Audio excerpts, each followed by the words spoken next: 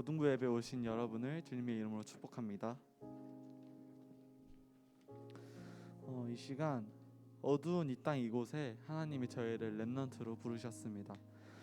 그 렘넌트 자녀의 신분 가지고 함께 렘넌트라는 찬양하시겠습니다.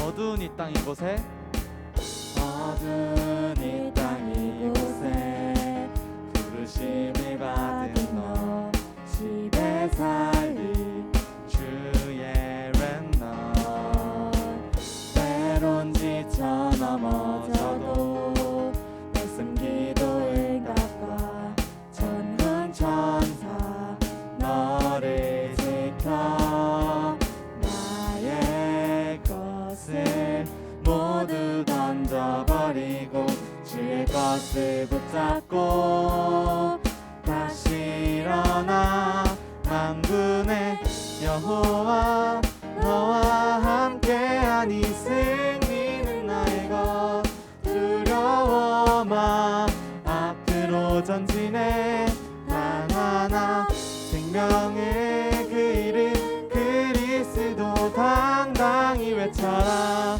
담대하게 앞으로 전진해 렘넌트. 다시 한번 찬양하겠습니다. 어두운 이 땅 이곳에 어두운 이 땅 이곳에 부르심을 받은 너 집에 살릴 주의 렘넌트 때론 지쳐 넘어져도 말씀 기도 응답과 전군 천사 너를 지켜 나의 것을 모두 던져버리고 주의 것을 붙잡고 다시 일어나 만군의 여호와 너와 함께하니 승리는 너의 것 두려워 마 앞으로 전진해 단 하나 생명의 그 이름 그리스도 당당히 외쳐라 담대하게 앞으로 전진해 렘넌트. 아멘. 이 시간에는 내 마음을 가득 채운이라는 찬양을 하실 건데요. 하나님을 사랑하는 그 마음을 지금 목소리로 함께 표현하셨으면 좋겠습니다.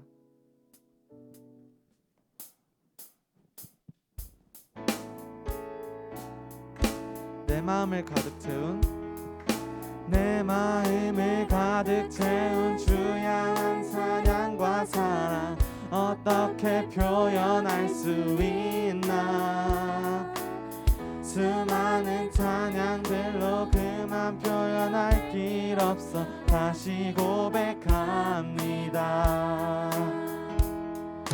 주 사랑해요 온 맘 다하여 말로 다 할 수 없어 오, 주 사랑해요 찬양받아 주소서. 수많은 멜로디와 찬양들을 드렸지만 수많은 멜로디와 찬양들을 드렸지만 다시 고백하기 원하네. 주님은 나의 사랑 삶의 중심 되시오니 주를 찬양합니다. 주 사랑해요 온 맘 다하여 말로 다 할 수 없어 주 사랑해요 찬양받아 주소서. 주님 사랑 다시 고백하는 주님 사랑 다시 고백하는 새날 주신 감사해요. 주님 사랑 다시 고백하는 새날 주신 감사해요. 주 사랑해요 주 사랑해요. 온맘 다하여 말로 다 할 수 없어. 주 사랑해요. 찬양 받아 주소서.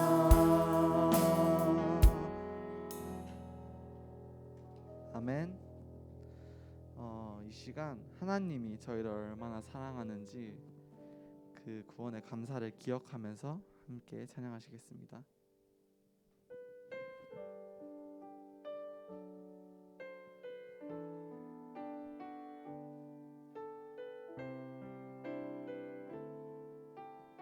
내가 얼마나 너를 사랑하는지, 내가 얼마나 너를 사랑하는지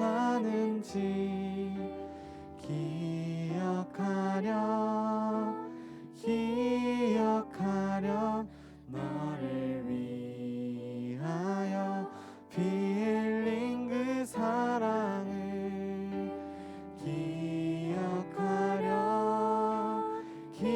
기억하렴 내가 슬플 때도 내가 기쁠 때도 내가 지쳐 쓰러지는 그때도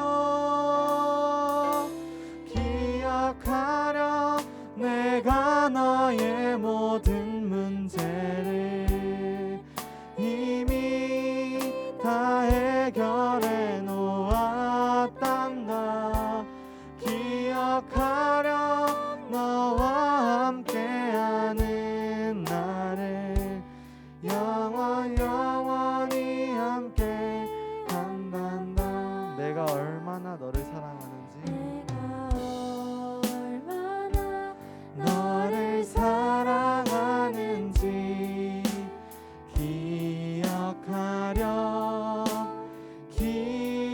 기억하렴 너를 위하여 피 흘린 그 사랑을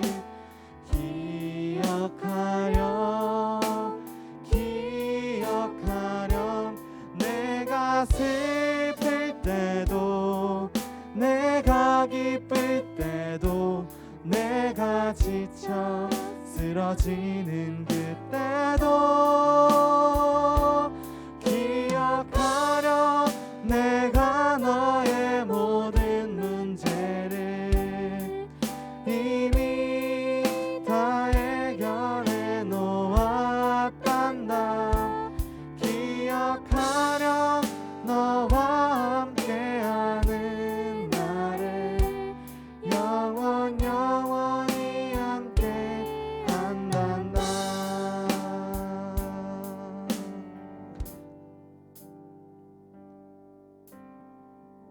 시간 바울처럼 저희가 가이사 앞에 나아가기를 기도합니다. 함께 내가 가이사 앞에 서야 하리라 찬양하겠습니다.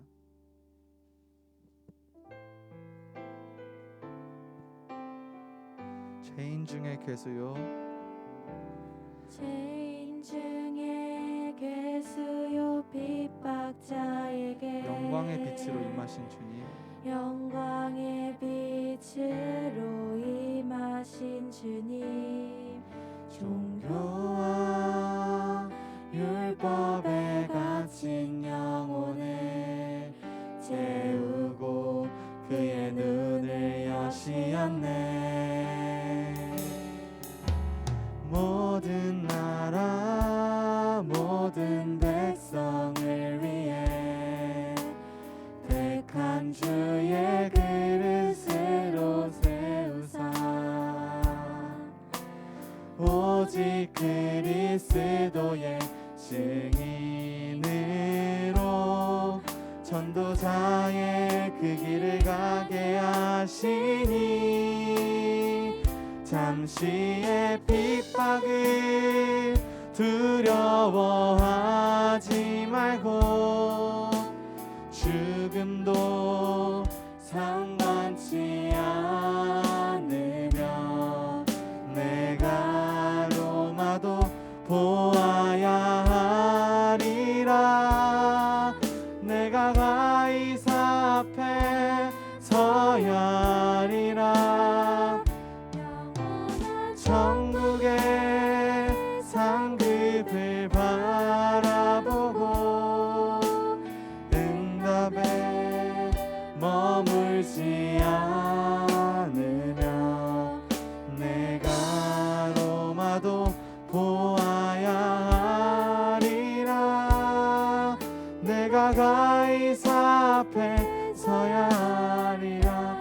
한번 찬양하겠습니다. 선교사의 가슴에 품은 그 땅을 우리의 가슴을 함께 품고 시대를 치유할 남은 자들을 세우며 주의 길을 예비하네. 모든 교회 모든 주의 제자들 하나 되어 언약의 길 걸을 때 오직 복음 지속할 다음 세대 일어나 이 길을 가게 하리니 잠시의 핍박을 두려워하지 말고 죽음도 상관치 않으며 내가 로마도 보아야 하리라. 내가 가이사 앞에 서야 하리라.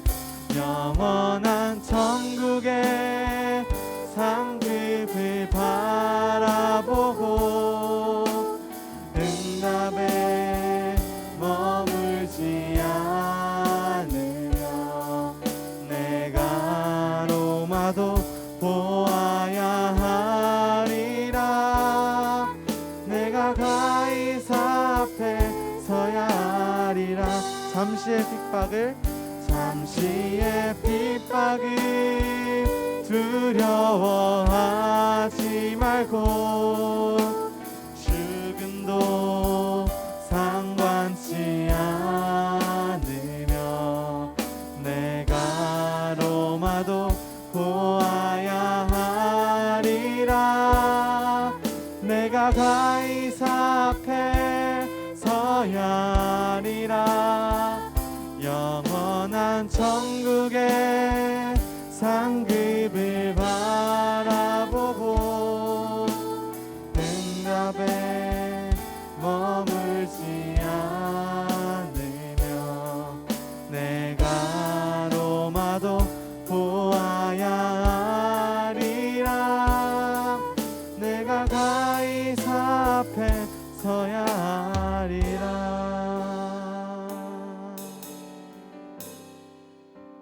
이 시간 예배드리기 전에 하나님께 기도하겠습니다. 오늘 말씀을 통해서 하나님 저에게 주시는 미션을 발견하게 해달라고, 말씀 전해주시는 이나연 목사님에게 오력과 성령 충만을 더하여달라고 이 시간 사회자 나오시기 전까지 기도하겠습니다.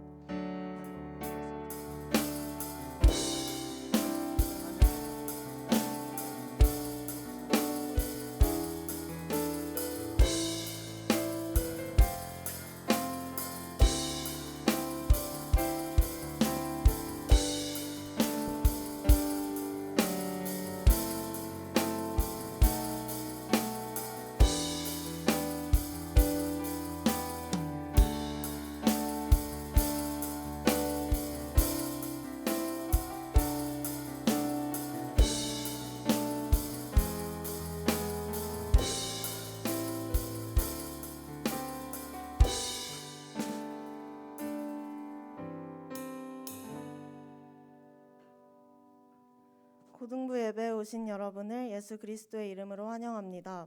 이태성 랩넌트가 예배를 위해서 기도하시겠습니다. 기도하겠습니다. 하나님 아버지 감사합니다. 예배할 수 있는 하나님의 자녀의 신분으로 불러주신 무조건적인 사랑에, 그리고 코로나 시대에 온라인으로 오프라인으로 함께 모여 예배할 수 있게 해주심에 감사드립니다. 지금 예배할 때 예배를 방해하는 모든 흑암의 세력이 그리스도 이름 앞에 무릎 꿇게 하시고 예배 성공할 수 있도록 하옵소서. 오늘 드리는 이 예배가 오늘뿐만 아니라 일주일, 1년, 평생에 붙잡을 언약이 되게 하옵소서. 고등학생이라는 학생의 신분 속에서 환경과 사람들의 말에 속지 않고 하나님의 말씀만을 따라가며 영적 서밋의 축복을 받게 하옵소서. 모든 일이 하나님의 절대 주권 속에 있음을 항상 알게 하시고 저희 현장 속에 예비하신 제자를 위해 기도하게 하옵소서. 렘넌트들이 시험을 앞두고 있습니다. 눌리지 않고 임마누엘 누리면서 누리는 학업할 수 있게 하옵소서. 이남윤 목사님께서 나오셔서 말씀이 선포되어질 때 흑암 세력이 무너지고 하나님께서 나에게 주신 말씀이 들리게 하옵소서. 이남윤 목사님, 백훈 전도사님, 장다윗 전도사님께 성령 충만함과 모력을 더하여 주시고 부장님, 부관님, 선생님들에게도 렘넌트 양육할 수 있는 힘을 더하여 주옵소서. 오늘 말씀 가지고 현장에 나가 말씀이 삶 속에서 성취되는 역사 일어나게 하옵소서. 예배에 참석하지 못하거나 집중하지 못하는 렘넌트들에게 성령으로 더 역사하셔서 예배를 회복할 수 있게 하옵소서. 예수 그리스도의 이름으로 기도하였습니다. 아멘. 이남현 목사님께서 말씀 증거해 주시겠습니다.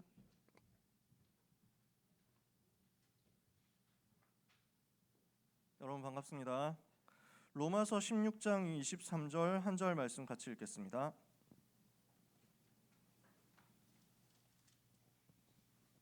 로마서 16장 23절 말씀. 로마서 16장은 찾기가 참 쉬워요. 성경책에 고갈렙 뭐 이렇게 써 있잖아. 여기 홈 거기 열면은 바로 앞이 로마서 16장이에요. 자, 로마서 16장 23절 찾으셨으면 한 절을 같이 읽겠습니다. 나와 온 교회를 돌보아 주는 가이오도 너희에게 문안하고 이 성의 재무관 에라스도와 형제 구아도도 너희에게 문안하느니라. 아멘. 오늘 말씀은 4월 학원복음화 마지막 메시지고 미리 본 시리즈 마지막입니다. 미리 본 가이오입니다.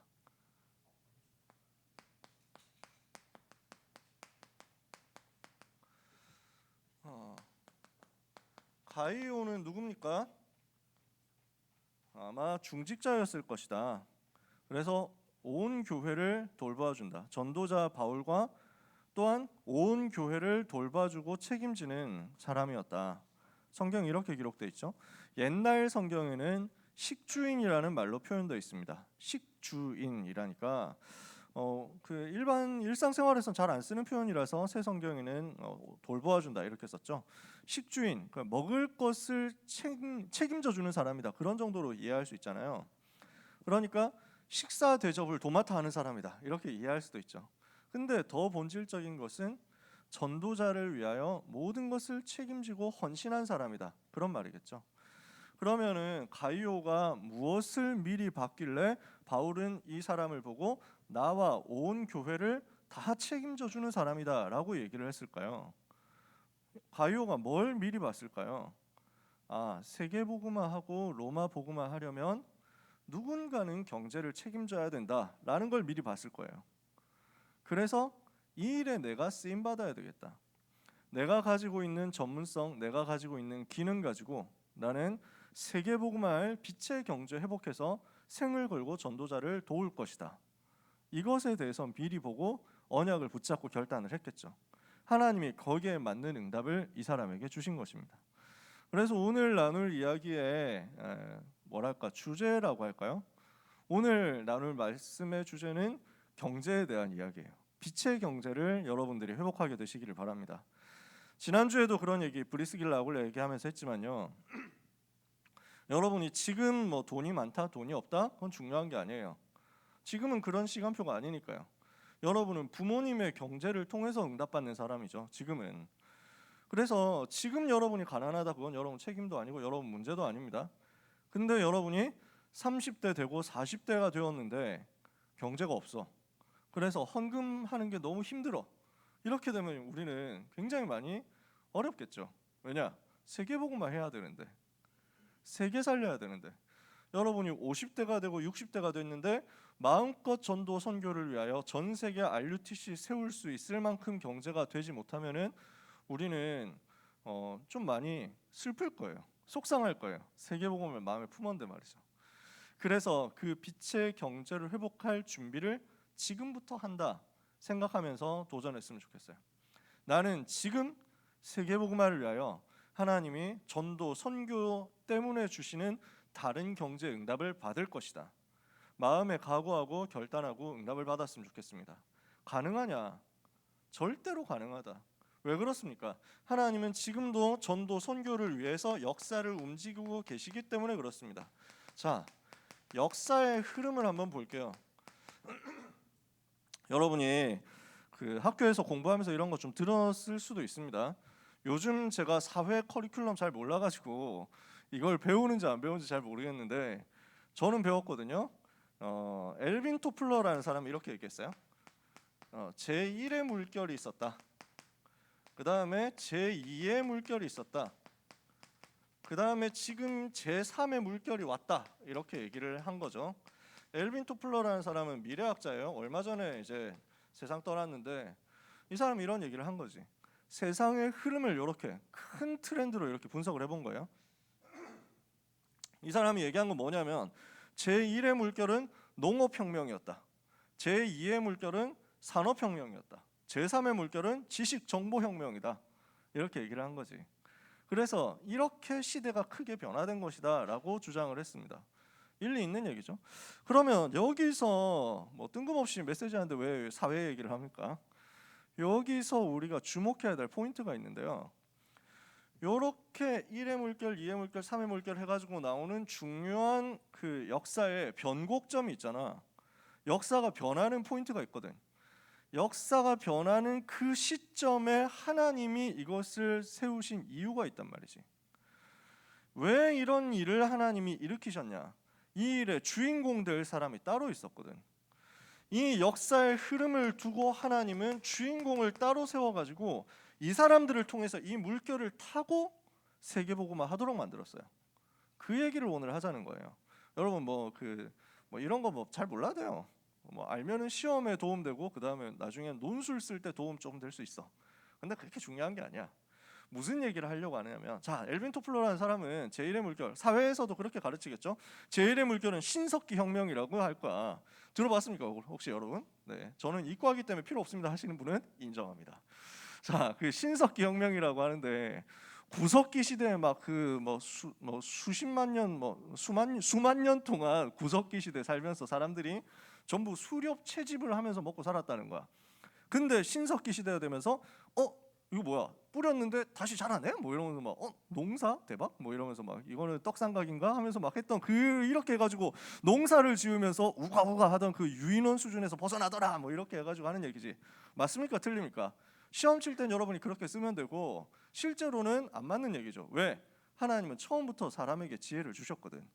사람이 무식해가지고 계속 지나가다 보니까 뜨거 이거 뭐야 불이네 뭐 이러면서 막 뭐 그런 게 아니야. 하나님이 처음부터 지혜를 주셨어. 아담과 하와를 지으실 때. 농사가 언제 처음 나왔습니까? 처음 나온 거는 아닐 거야 아마. 근데 농사에 대해서 성경에 기록된 게 바로 창세기 4장이잖아요. 창세기 4장에 농사를 했다는 기록이 나오잖아. 누굽니까? 아담과 하와의 아들 가인이 농사 짓는 사람이었잖아요. 그러니까 농업혁명 이런 게 따로 있지 않았어. 처음부터 사람은 농사 지을 줄 알았던 거야. 그렇겠지. 하나님이 다 알려줬으니까. 가인은 누구한테 배웠겠어? 아빠한테 배웠겠지. 아담한테 배웠겠지. 왜냐? 하나님이 창세기 3장에서 아담과 하와에게 말씀을 하실 때 처음부터 그 얘기했어요. 너는 땅이 너에게 낼 것은 가시덤불과 엉겅퀴가 될 것이다. 네가 그래서 수고해야 땅에서 먹을 것을 얻을 수 있을 것이다. 그 말은 농사 짓는 법을 하나님이 알려주셨다는 얘기거든. 처음부터 알고 있었어. 그러면 여기서 이 얘기를 우리는 뭘로 적용할 수 있냐면요. 그냥 농업이 생겼다 이게 아니라 그냥 그 농사 지어가지고 한 명 농사 지어서 한 가족 먹고 사는 그 정도 수준의 농업이 보통 진행이 되었었는데 그것 말고 농업이 엄청 구조화되고 고도화되고 산업화가 된 거야. 이런 일이 제1의 물결 때 있었는데 누가 그 주역이었냐? 그 응답을 받은 핵심 인물이 누구냐? 요셉이었다니까. 여러분 생각해 보세요. 요셉이 뭐 했냐? 7년 동안 풍년이 올 것이다. 이걸 알아맞혔잖아요. 하나님이 주신 지혜를 가지고 7년 풍년 다음에 7년 흉년 올 것이다. 예언했죠. 그 예고를 했죠. 그러므로 이때를 대비해서 무엇을 해야 된다 하고 전략을 딱 왕한테 줬단 말이에요. 왕이 너무 충격받아가지고 총리로 세웠잖아요. 총리가 된 요셉이 뭘 합니까? 자기가 가지고 있었던 모든 지식과 기능과 기술을 전문성을 다 활용해가지고 농업을 산업화시킨다니까. 애굽 전역의 농업을 산업화시켜. 여러분 생각해 보세요. 풍년이 왔다. 그것 자체만으로 조건이 되는 건 아닙니다. 풍년이 풍작으로 연결되려면 준비를 다 해놔야 돼요. 풍년이라는 건 날씨가 좋았다는 거잖아. 농사 짓기 날씨가 좋았다는 거잖아. 날씨만 믿고 가는 게 아니야. 반드시 뭘 해야 되냐? 그 물 들어올 때 노져올 수 있는 준비가 돼야 되는 거야. 그렇지. 제가 뭐 이 시간에 뭐 길게 얘기를 할 수 없습니다. 요셉의 전략에 대해서 길게 얘기를 할 시간이 없어. 항상 시간을 쫓기잖아 우리는. 그래서 관계 수로 이런 거 다 지금 만들어 놓고 그 다음에 최신 농업 기술 다 백성들한테 전달하고 그 다음에 시비법 이런 거 뭐 그때 있었는지 없었는지 아마 과학 그 우리가 사회적으로 알 수는 없지만 아마 그런 비슷한 기술들을 다 전달해가지고 농사가 잘 되도록 하는 법을 애굽 전체 사람들에게 다 전달했을 거야. 이렇게 하니까 상식적으로 7년 풍년 다음에 7년 흉년 오니까 요때 저장했던 거 요때 다 쓰고 나면은 플러스 마이너스 제로여야 될 거 아니야. 본전치기여야 되거든 상식적으로. 근데 요셉은 어땠어요? 여기에서 일어난 농업을 대규모 산업으로 만든 결과 7년 풍년 동안에 나왔었던 잉여 생산물을 가지고 7년 흉년 때 애굽 백성들 굶어 죽지 않도록 다 그 팔아줄 수 있었을 뿐 아니라 해외에서 오는 수요까지 다 감당을 했다니까. 얼마나 산업을 잘 활용했냐고. 그러니까 요 트렌드를 제일 제대로 읽은 사람 전도자, 렘넌트였다 그 말이에요. 그 말 하려고 한 거예요. 시대가 변화되는 전환점마다 하나님은 렘넌트 전도자를 준비해 놓고 이 사람을 통해서 세계복음화 하도록 계획을 이뤄 가셨다고. 이걸 오늘 우리는 붙잡자는 것입니다. 제2의 물결 산업혁명이잖아요. 증기기관 나오고 이랬잖아. 이때 대표적으로 응답받은 사람이 누구냐? 웨슬레, 무디 이런 전도자들이었습니다. 대표적인 사람이 무디예요. 그러니까 하나님은 이 사람들 중심으로 해가지고 세계를 움직인 겁니다. 조금 더 심하게 정확하게 표현을 하면 산업혁명은 누구를 위해서 존재했느냐? 이 사람들을 위해서 존재했다 그 말이에요. 그래서 산업혁명이 일어나가지고 기차가 쫙 깔리거든. 미국 전역에 기차가 깔려. 전에 마차 타고 다니고 걸어 다니고 할 때보다 엄청 빨라졌어. 그 기차 타고 다니면서 전 미국에 복음 전했던 사람이 누구냐? 무디. 이해가 되세요? 백화점 막 산업들이 자꾸 일어나면서 막 대형 백화점들 출연하고 막 이랬잖아. 그러니까 이 흐름에 제일 제대로 흐름을 타가지고 응답을 받은 사람이 백화점 왕 워너메이커인데 그 워너메이커가 누구냐? 무디의 식주인이었어. 무디를 최고로 도와줬었던 옆에 있었던 배경이었다니까. 무디가 전도운동 하는데 건물 필요하다 이러니까 백화점 리모델링 하는 그 장소 그냥 줘라. 그냥 드려라. 우리 백화점 그 개장 그 반년 뒤로 미뤄라. 전도운동 하고 나서 개장하자. 이럴 정도로 완전 책임진 거야. 물론 임대료 필요 없다 이러면서 본인도 집회 참석하고 그 정도였다니까. 하나님이 산업혁명이라는 것을 일으킨 이유가 뭐냐? 산업혁명 하면서 후유증 되게 많이 나왔죠. 여러분은 그런 거 학교에서 배우셨을 수도 있습니다. 물론 그때 주무셨을 수도 있습니다. 괜찮아, 상관없어. 중요한 거 아니야. 무슨 얘기냐? 전도자 일어났다고. 제3의 물결 지식정보혁명인데 인터넷 시대 막 들고 이랬잖아요. 여러분들은 태어나 보니까 이미 인터넷이 있었어, 그지? 여러분 정신 차려 보니까 PC방 놀러 가고 있었어, 그지? 아마 그랬을 거야.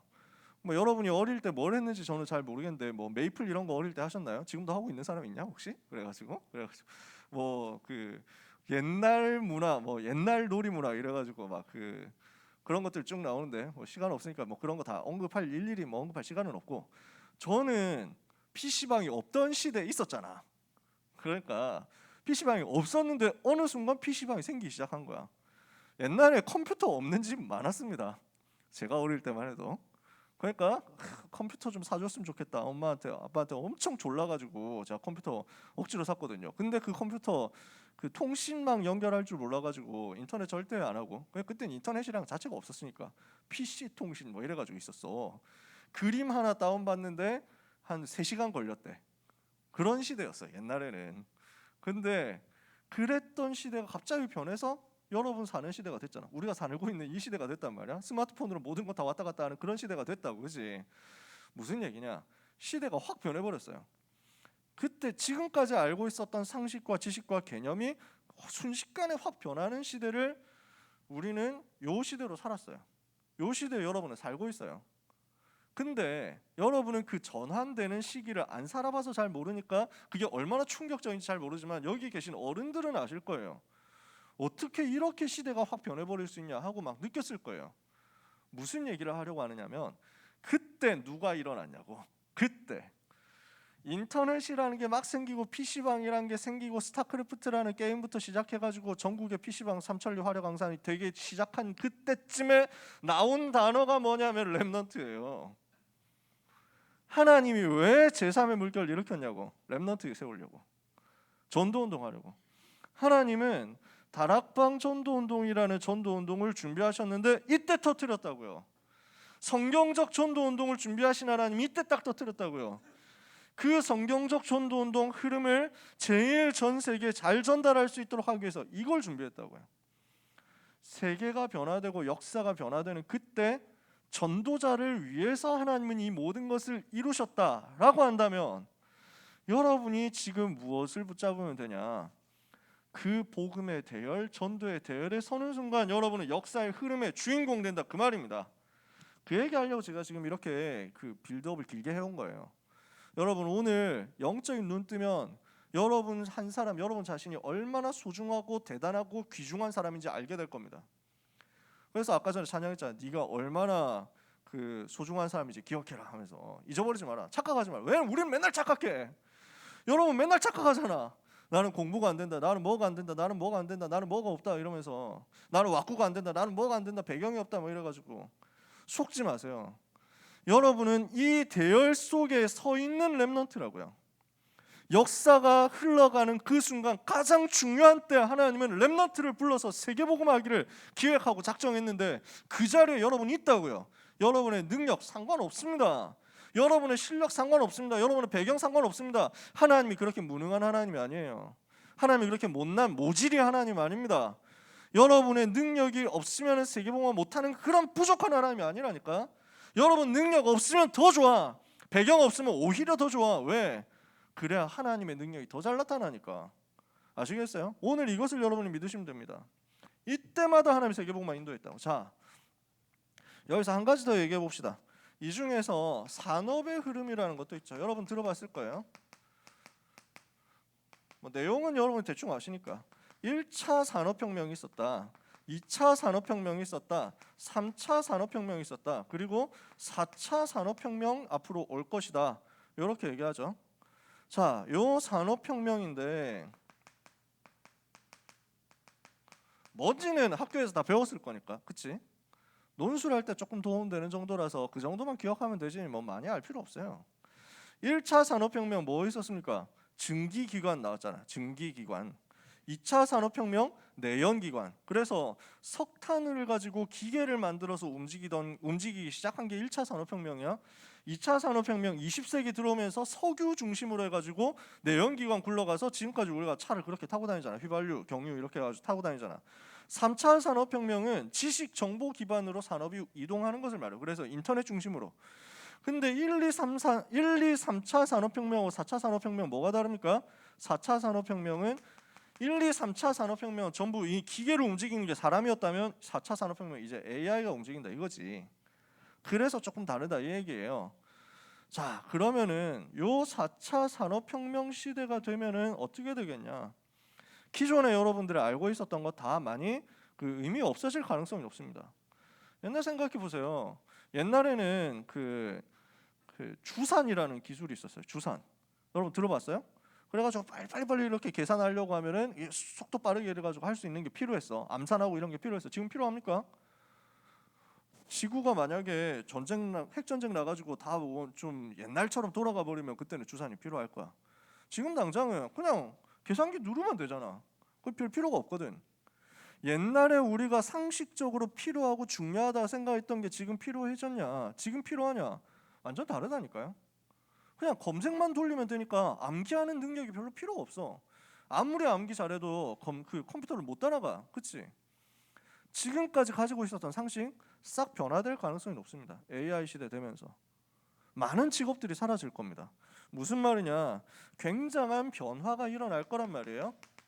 그 변화를 못 따라가는 많은 사람들 때문에 후유증도 굉장히 많이 일어날 거예요. 이 4차 산업혁명 시대가 되면서 가치관이 바뀌고 세계관이 바뀌고 이러면서 많은 사람들한테 영적인 큰 혼란이 올 겁니다. 그래서 영적인 큰 문제 시대가 될 겁니다. 성경은 여기에 대해서 이미 예언했죠. 많은 영적 문제 오게 될 것이다. 그러나 여러분, 이것은 동시에 엄청난 기회가 되기도 할 것입니다. 많은 것들이 변화된다. 그 변화되는 흐름 속에서, 모든 것들이 변화되는 그 흐름 속에서 하나님은 이것을 준비해 놨습니다. 무슨 기회냐? 참 성공할 수 있는 기회를 하나님이 준비해 놨다. 이 참 성공을 가지고 우리는 뭐 하는 겁니까? 후유증에 빠진 사람, 영적 문제에 빠진 사람, 전 세계에 있는 고난당하는 사람을 치유할 수 있는 엄청난 기회를 준비해 놨다. 이것을 오늘 여러분이 붙잡는 겁니다. 그러면 어떻게 하면 되냐고요? 답은 간단합니다. 이 역사의 흐름 속에서 응답받았던 주인공들이, 산업의 흐름 속에서 응답받았던 주인공들이 누렸던 것 똑같이 누리면 돼요. 뭐냐? 말씀의 흐름을 타라는 거예요. 여러분, 역사의 흐름, 산업의 흐름을 어떻게 할 때 주도할 수 있습니까? 어떻게 할 때 이 응답받을 수 있습니까? 굉장한 혼란 시대에, 굉장히 어려운 시대에, 굉장히 고민되는 시대에 우리는 고민할 게 없어요. 배우고 확신한 일에 거할 수 있거든요. 디모데후서 3장 1절에서 13절에 바울은 얘기했습니다. 마지막 때 굉장히 어려운 시대 올 것이다. 굉장한 혼란 시대 올 것이다. 그러나 걱정하지 마라. 우리는 배우고 확신한 일에 거할 수 있기 때문에. 그러나 너는 배우고 확신한 일에 거하라. 너는 네가 어려서부터 누구에게서 배운 것을 알며 어려서부터 또 성경을 알았지 않냐? 이 성경은 능히 너로 하여금 그리스도 예수 안에 있는 믿음으로 말미암아 구원에 이르는 지혜가 있게 하느니라. 모든 성경은 하나님의 감동으로 된 것으로 교훈과 책망과 바르게 함과 의로 교육하기 유익한 이는 하나님의 사람을 온전하게 하며 모든 선한 일을 행할 능력을 갖추게 하려 함이라. 이사야 40장 8절에 뭐라고 말씀합니까? 푸른 마르고 꽃은 시드나 우리 하나님의 말씀은 영영이 서리라. 영원한 하나님의 말씀의 흐름 따라가면 이 역사의 물결, 산업의 물결 다 따라잡을 수 있고 다 리드할 수 있고 이것을 뒤집을 수 있습니다. 여러분이 이것을 오늘 언약으로 붙잡게 되시기를 바랍니다. 왜냐? 이 말씀이 역사하면 그때 성령의 역사 일어나니까. 여러분, 지난주 일부 예배 강단 말씀 기억납니까? 말씀을 왜 언약궤에 담으라 했냐? 왜 언약궤 만들라고 했냐? 영원히 변하지 않는다는 것을 알게 하려고 하나님이 말씀을 돌판에 새겨줬어요. 그 말씀이 얼마나 소중한 것이냐 깨닫도록 하기 위해서 금으로 만든 언약궤 속에 집어넣게 만들었어요. 그 말씀을 가지고 현장으로 가라. 그래가지고 이 언약궤에 봉을 달았다니까. 메고 현장으로 가라고. 이 말씀이 움직이는 대로 우리가 따라가면 여러분은 현장에서 성령의 인도와 역사를 체험할 수 있습니다. 이 성령의 역사 체험하면 어떻게 됩니까? 히브리서 4장 12절에 영혼 살아나는 거예요. 이 하나님의 말씀이 여러분에게 들어가면 여러분은 살게 되어 있습니다. 에스겔 37장 1절에서 10절에 보니까 마른 뼈처럼 죽어있던 영혼들이 말씀이 들어가고 말씀이 선포되니까 하나님의 군대가 되더라. 에스겔 47장에 보니까 말씀이 흘러가니까 모든 말씀 받는 사람들이, 현장들이 살아나더라. 오늘 여러분에게 말씀 들어가잖아요. 여러분 삽니다. 하나님의 말씀이 여러분에게 들리잖아요. 그러면 여러분 반드시 살아요. 왜? 하나님의 성령께서는 말씀이 선포되는 그때 역사하시니까.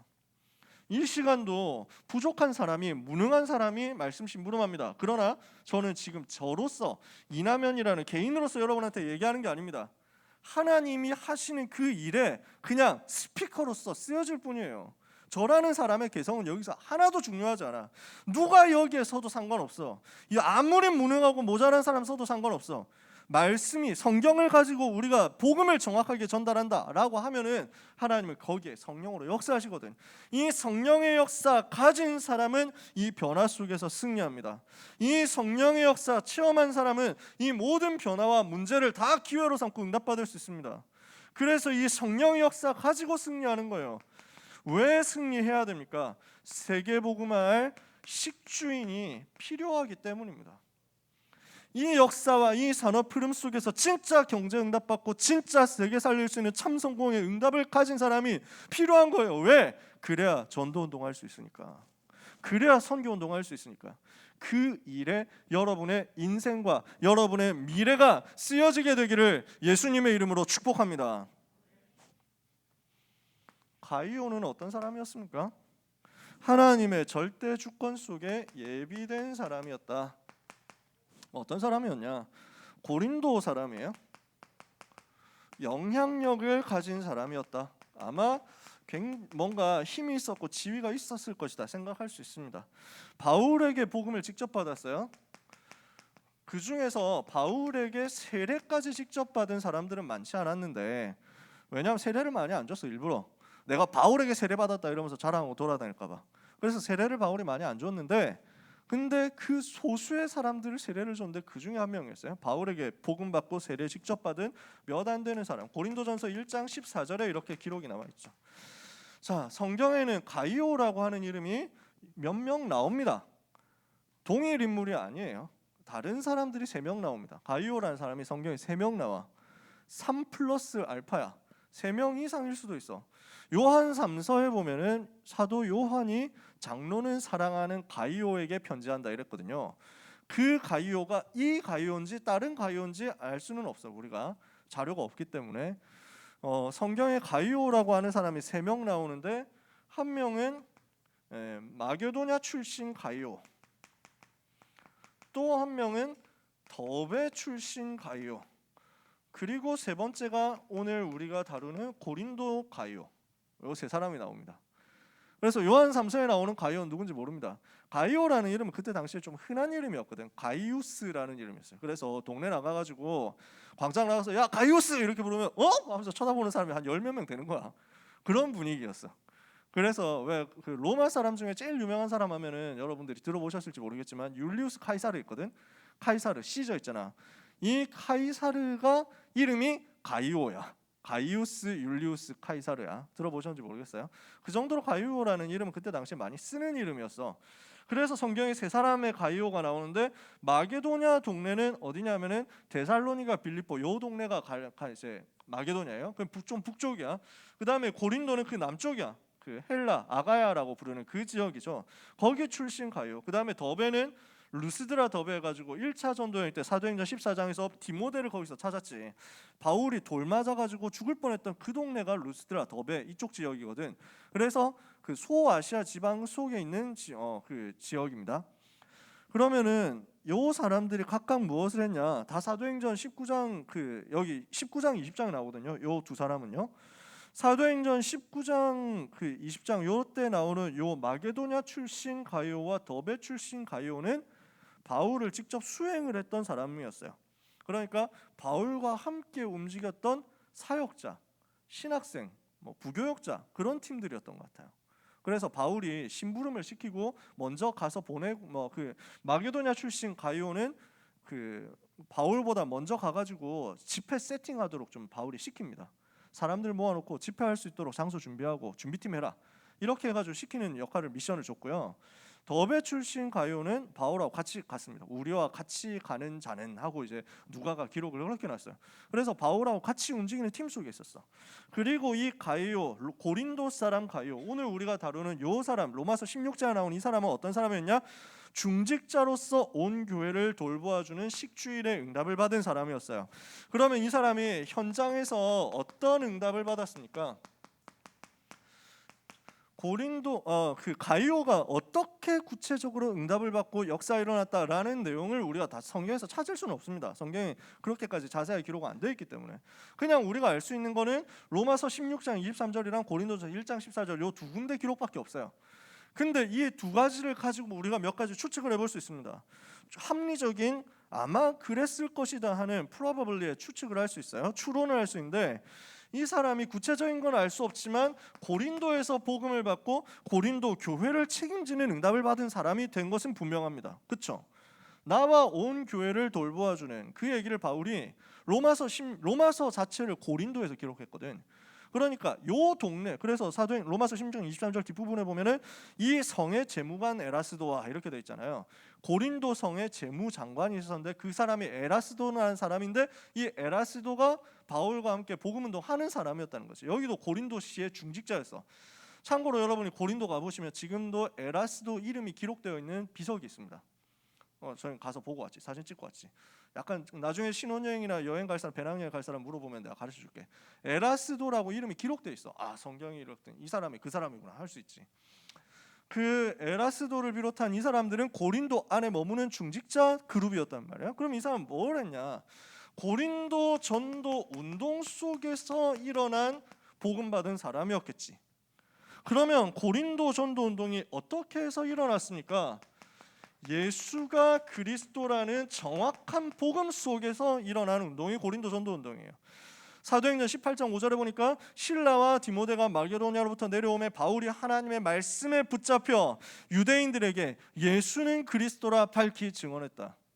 자, 여기에서 전도운동 시작돼요. 그러니 가이오는 뭐 한 사람이었다? 예수가 그리스도라는 정확한 복음 붙잡고 시작한 사람이었어. 여러분이 오늘 예수가 그리스도라는 복음을 듣고 시작하잖아요. 여러분이 렘넌트 때 청소년으로서 예수가 그리스도라는 복음을 가지고 있잖아. 이 복음을 듣고 이 복음을 소유하고 이 복음을 누리고 있는 상태에서 대학으로 갈 거 아니에요. 여러분은 가이오처럼 응답받을 자격이 있단 말이에요. 무슨 말인지 아시겠습니까?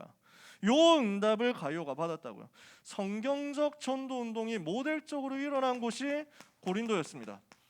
어떻게 전도운동이 일어났어요? 제일 먼저 핵심 요원을 찾았죠. 바울이. 누굴 찾았습니까? 브리스가 아굴라 찾았잖아. 이 핵심 요원 중심으로 해가지고 이제 현장에 들어가서 지속할 현장 사명자를 찾아낸다고. 제일 먼저 팀 사역의 3단계라고 할 수 있는데, 이거는 좀 어려운 얘기지만 팀 사역의 3단계 제일 첫 번째 해야 될 거는 지속할 사역자 찾는 거야. 두 번째는 지역의 사명자 찾는 거야. 세 번째는 무차별 전도 운동하는 거야. 요게 캠프의 그 팀 사역의 3단계인데, 순회 팀 사역의 3단계인데 그 순서가 제일 정확하게 일어났던 현장 중에 하나가 고린도였어요. 브리스가 아굴라라는 지속할 사역자 핵심 요원을 찾아냈죠. 그리고 이 사람들 데리고 현장으로 들어가 가지고 말씀 운동하는데 지역의 사명자를 찾아내요. 조장 역할을 할 사람을 찾아내. 그 사람이 누구냐? 회당장 그리스보 같은 사람, 디도 유스도 같은 사람.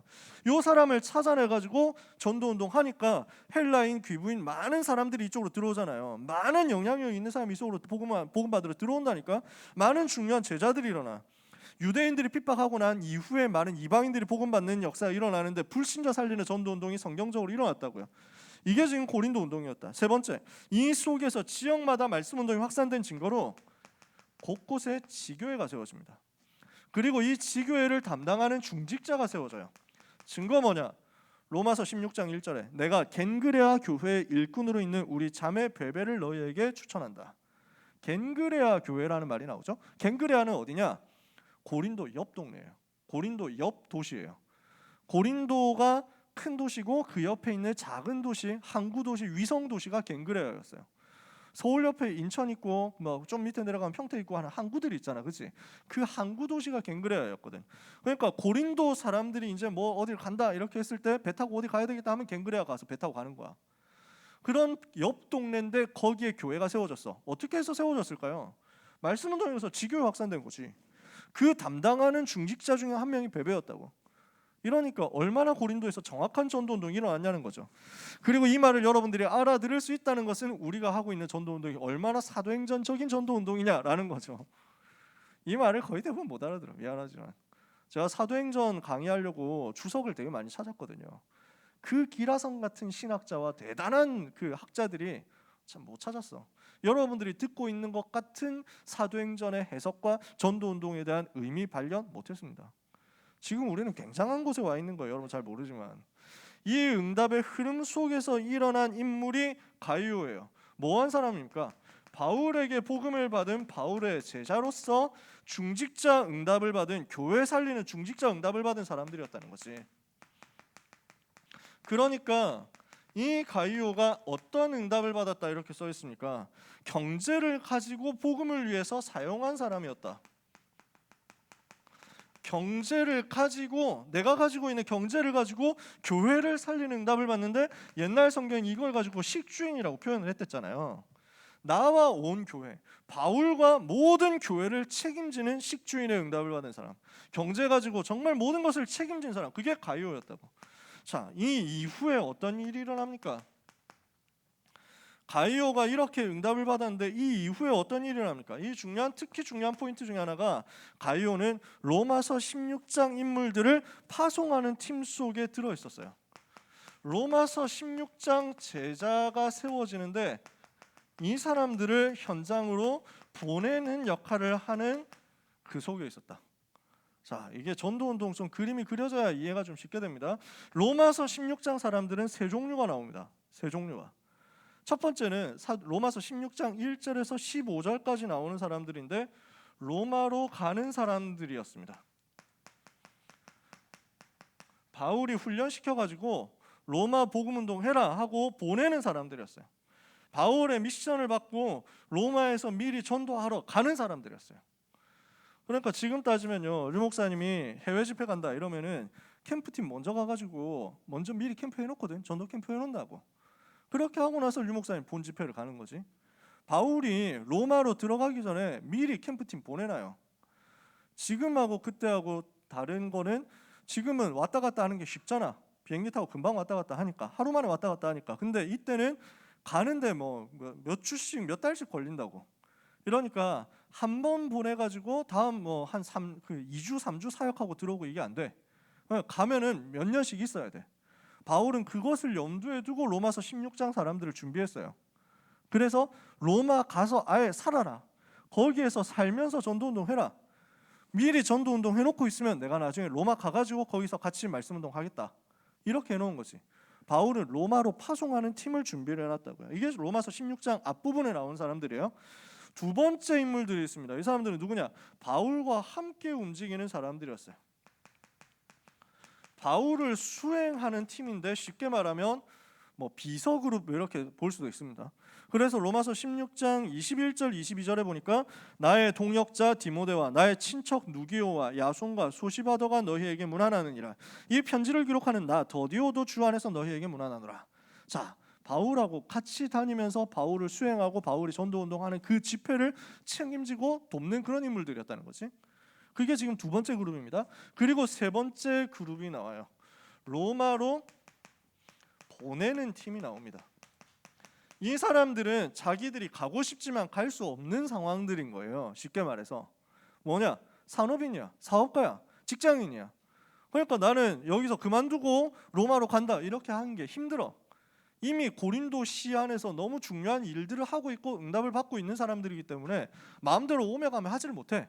뭐 예를 들어서 공무원이라든지 아니면 회사 뭐 경영자라든지 이렇게 돼가지고, 그러니까 이 사람들은 무엇을 하느냐면 로마로 가는 팀을 보내주는 역할을 하는 거야. 뭘 통해서? 경제를 통해서. 이해가 되세요? 이게 지금 가이오였다고. 이게 지금 에라스도, 그 다음에 뭐 저희 구아도 이런 사람들이었다고. 이게 세 번째 그룹이에요. 자, 그림이 그려지세요? 바울이 보내는 사람, 바울과 같이 있는 사람, 바울을 비롯한 모든 전도자를 후원해서 보내주는 사람. 로마서 16장 사람들 중에는 브리스가 아굴라처럼 굉장히 경제 응답받은 사람들도 있습니다. 산업인도 있어요. 또 공무원으로 나중에 좀 성공하는 사람들도 있습니다. 반대로 노예도 있습니다. 그 다음에 특별히 뭐 산업을 가지고 있지 않았던 여자분들도 있습니다. 그러니까 경제를 가지고, 자기 경제를 가지고 얼마든지 움직일 수 있는 사람이 있는 반면에 자기 힘으로는 뭐 로마 가는 배 티켓 구입하는 것도 쉽지 않은 그런 사람들도 있었을 거예요. 근데 진짜 전도하거든. 그 사람들을 보내주는 역할을 누가 했냐고.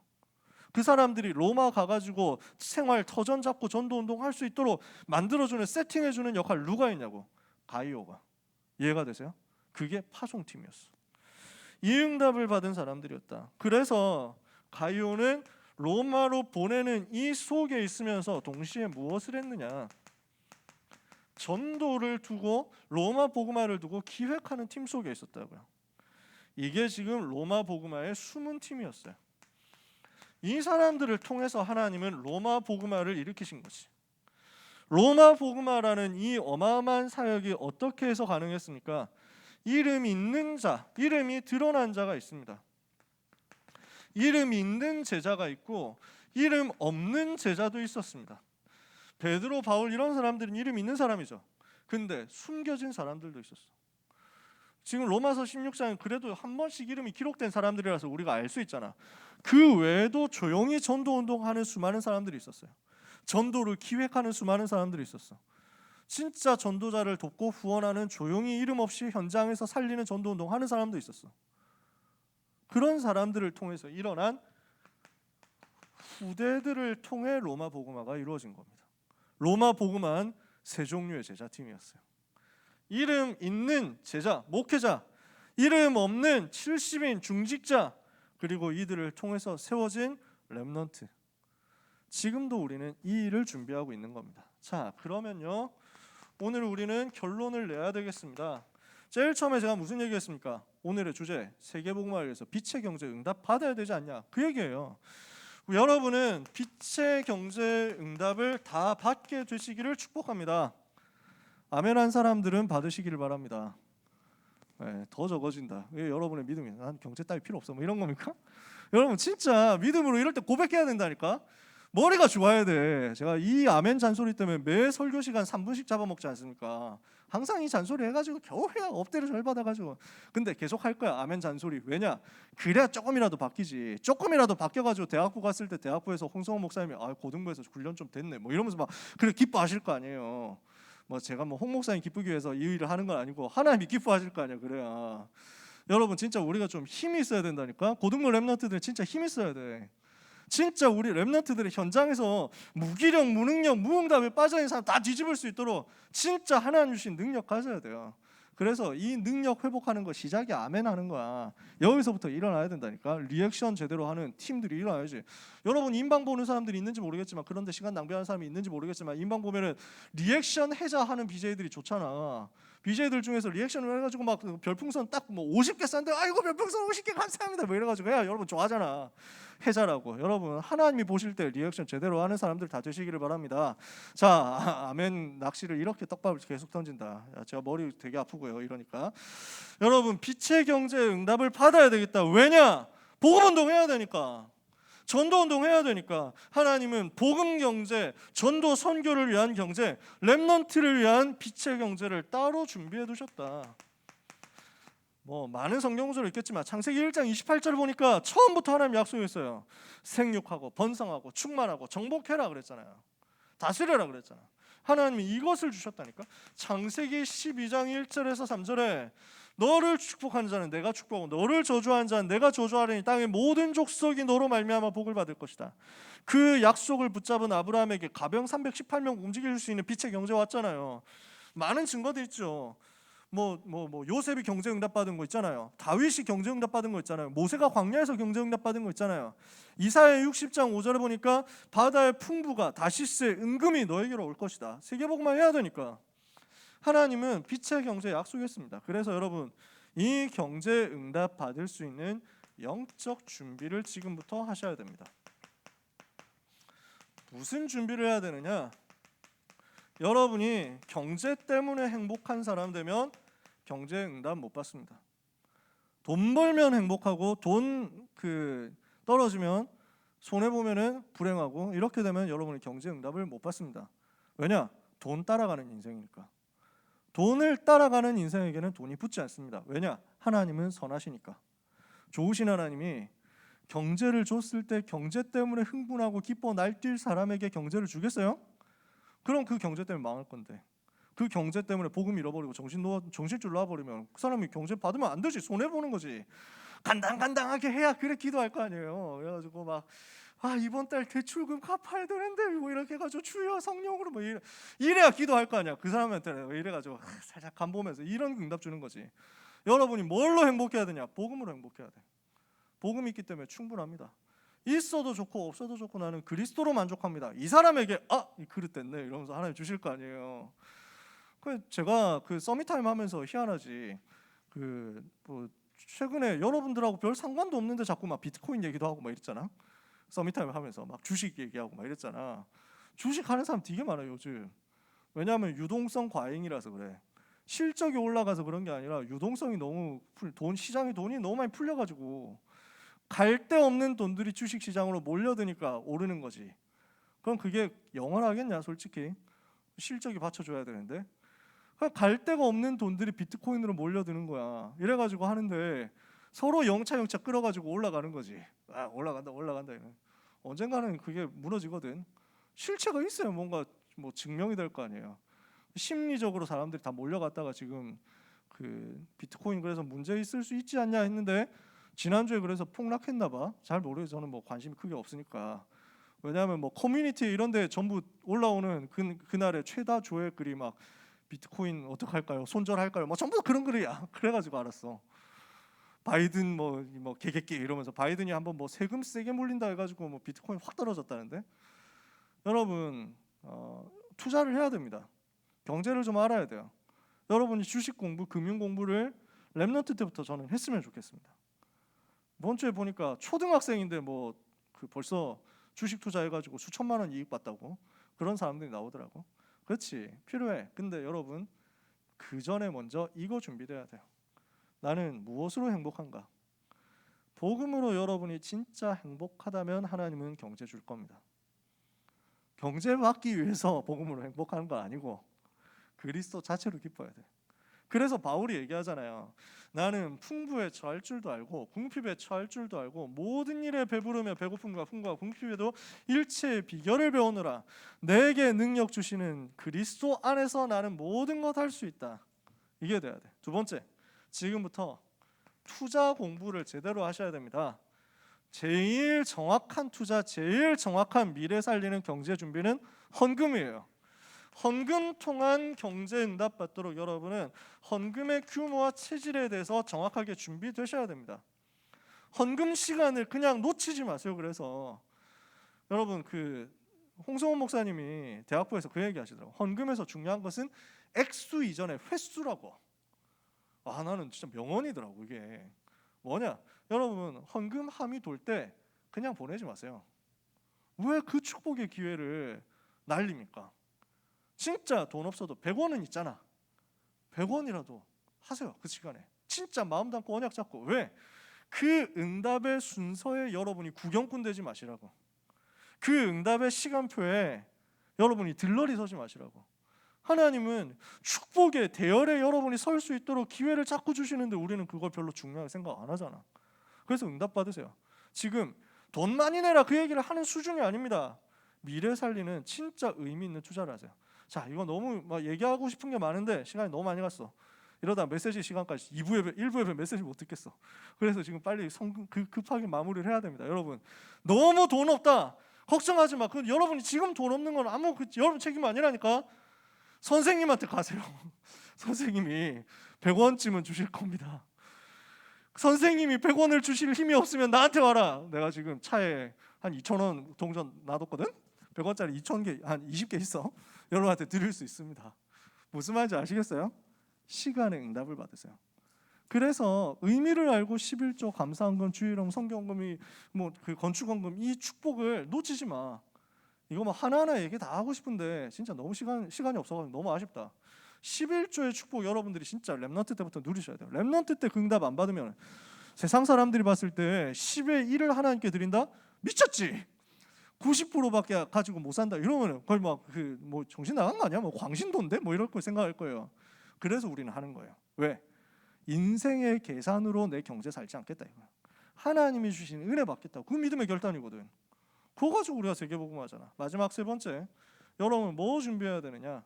하나님과 세계복음화를 위한 이면계약을 맺으세요.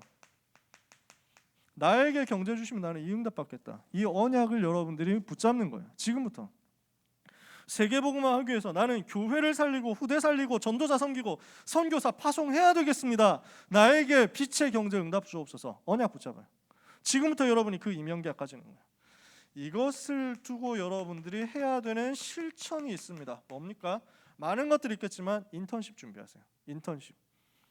그래서 여러분은 전문인 만나가지고 이 경제 응답 받을 수 있는 산업과 기능과 전문성 준비하셔야 돼요. 어느 정도 해야 되느냐? 불신자 전문인들이 여러분을 보고 감동받아가지고 모든 거 전달해 줄 수 있을 만큼 응답 받으세요.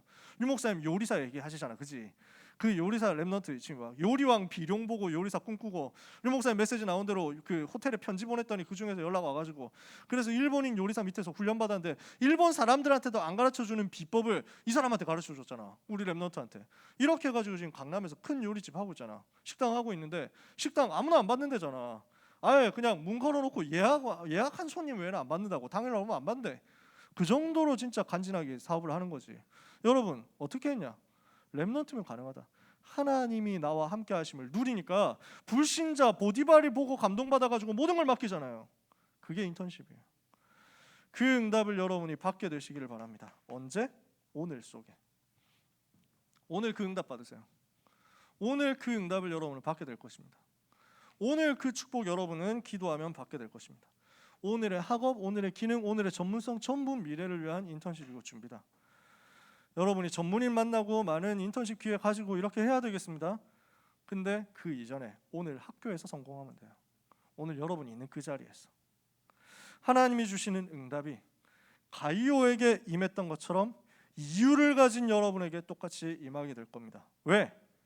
가이오에게 역사하셨던 그 하나님은 지금도 동일하신 하나님이시기 때문에. 언약 잡고 승리하는 여러분 되시기를 예수 그리스도 이름으로 축복합니다. 기도합시다. 하나님 감사합니다. 렘넌트의 삶에 하나님이 주시는 응답과 증거와 실제 기적이 일어나게 하옵소서.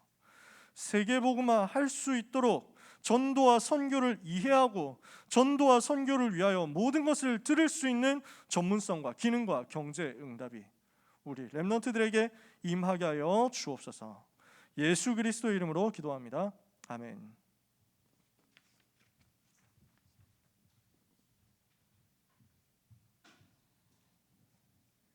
하나님의 영에 감동된 자 찬양하시면서 준비하신 예물을 하나님께 드리겠습니다.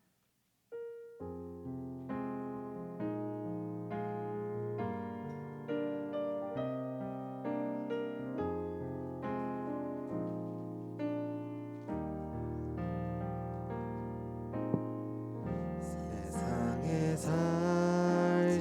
살지만 세상에 물들지 않고 성공도 하지만 성공에 매이지 않는 오직 성령의 충만함으로 복음이 말이 아니 믿음으로 역사하고 말씀이 글이 아닌 언약으로 성취되는 전도자의 삶 속에서 해답 없는 시대의 아픔을 알고 성공자의 숨겨진 문제를 치유하리. 세상에 필요한 사람 하나님께서 원하시는 그 사람 너는 하나님의 영에 감동된 사람이라.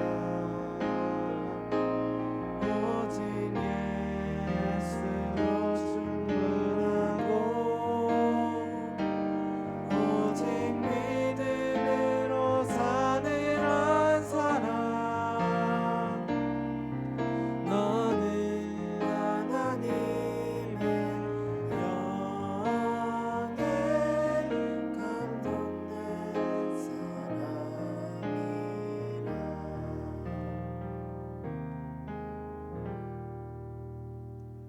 광고 말씀드리겠습니다. 3월 28일에 세례를 받은 렘넌트들은 세례 증서 및 사진을 행정실에서 찾아가시기 바랍니다.